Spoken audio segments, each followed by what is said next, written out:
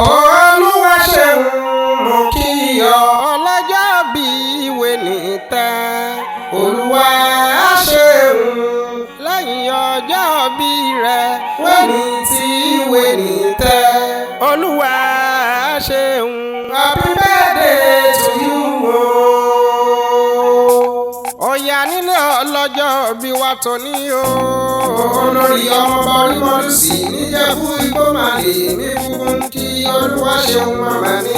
Gbogbo January 5 lọ́dọọdún lọ́jọ́ bí rẹ̀ o. Wọ́n rán mi wípé kí n máa kí ọ ní tọmọkọ akọ̀nàmọ̀gbé èèpọ̀dún jẹ́ o. Olúwa ṣeun ọ̀rọ̀ rẹ tọpẹ́ bó ṣe sọdún èyí wá ṣe mí tọmọtọkọ. Ọkọ rẹ ń mọ ní àgbo ewu nítọrẹ ogbó àgbóràpò níta lọ́ba ń.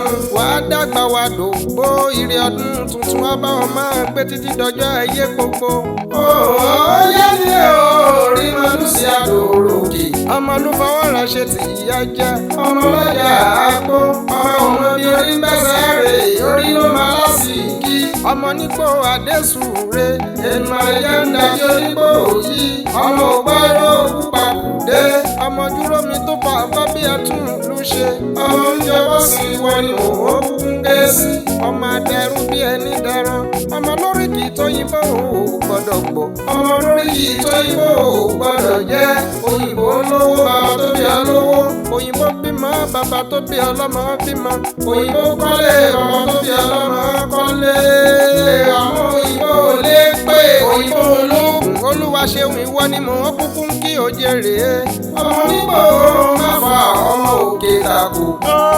Olúwa ṣeun ìwọ ni mò ń kúkú ń ké sí. Mo fọlá Orímọlúsì kí ọ ní tọmọkọ. Mo fọlá aṣọ pẹ̀lú kalẹ̀ kí ọ. Mo fọlá olókìyàn Yọ̀wọ̀ kí ọ. Mo fọlá bíjà parako tìjà para kí ọ. Mo fọlá Abèjé ogún sókè àgbò kí ọ.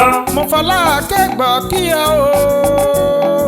Olórí ọmọọba láàfin Orímọlúsì ni mò ń kúkú ń ké sí. Olúwa ṣeun ọkọ rẹ lóní kí n máa kí ẹ fún tọjọ́ bí òjèrè. Gbogbo January 5 lọ́dọọdún lọ́jọ́ bí ẹ ò wá bá wọn ṣe wọn mọ́ ṣe. Wẹ́ni tẹ wẹ́ni tí èmi Ìdòwú Iyere ń kí ọ wípé àṣẹ ìṣàmọ́